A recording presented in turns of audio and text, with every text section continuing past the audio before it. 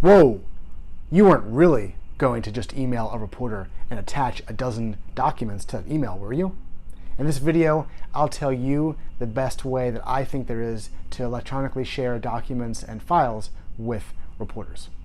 Hi everyone, my name is Wayne Pollack. I am an attorney who helps other attorneys and their clients ethically, strategically, and proactively engage the court of public opinion.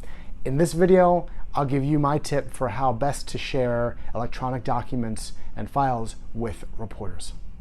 17 long years ago, when I first started talking to reporters and working in public relations, there was a mindset that we really shouldn't be sending attachments to reporters, especially if they hadn't already requested them in advance. Now, in the past 17 years, obviously, technology and email etiquette has come a long way. But I would highly recommend that if you are going to be sending multiple documents electronically to reporters, that you do not attach them to an email. My recommendation and my tip is to use a file sharing service like Dropbox or Box or Google Drive or OneDrive or whatever other service you might prefer to share documents with reporters. Now look, if you've got one document that a reporter's asked you to send and it's a small PDF, then go ahead and email that reporter. It's not a big deal. But when we're talking about larger sets of documents, either in terms of background or some materials that a reporter has requested concerning a particular legal filing, I think the shared folder method is the best way to go. There are a number of reasons why it's the best method. So first, you don't have to worry about your email being quarantined or intercepted by the recipient's spam filter. That's known to happen. Two, you don't have to worry about the size of the files or the number of files that you're sending. There have been times where I've sent reporters videos in connection with the outreach I've done for lawsuits. And obviously, it's not a good idea to be sending a high-res video that's 5 minutes long and probably takes up about 2 gigs worth of space via email. Most email programs won't let you do it. So using the shared folder method, you can upload large amounts of documents that are high, that take up a lot of space without worrying about clogging up the email or getting bounced back, as long as you have the required quota for storage through your file sharing service. So we've got the lack of interceptability, if you will. We've got the ability to send large documents and a number of documents. You can sometimes track who's clicking and who's downloading. That's helpful to verify if a particular reporter has interest or has gotten a chance to review the materials.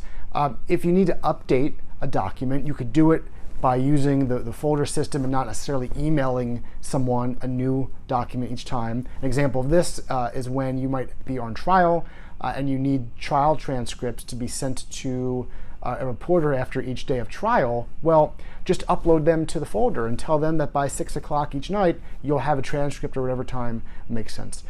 Also, what's nice about a shared link is that, or shared folders, you can reshare that with other people. So instead of emailing one reporter 15 documents and then emailing someone else 15 documents, you just send them to the same link, the same folder, and you're good to go. Now, an additional tip when it comes to these shared folders, I like to use custom URLs. So I'll have the shared link through usually Box for me, a shared link. And instead of having the funky numbers and the letters in the URL, I'll just take that link to bit.ly and I'll make a custom URL. So for example, if I'm dealing with the Smith v. Doe case, I'll just do a custom URL. It says bit.ly/Smith v. Doe. I like it, looks cleaner, I think it looks more professional. If you like that, if you like the idea, go ahead and do it. It's not necessary, but I would recommend it. Also, let me give you a couple caveats here. One, if you're dealing in highly sensitive documents, leaked documents, classified documents, you'll have to think more about how you're going to get that information to the reporter. They might have a preferred secure method for transmitting those documents.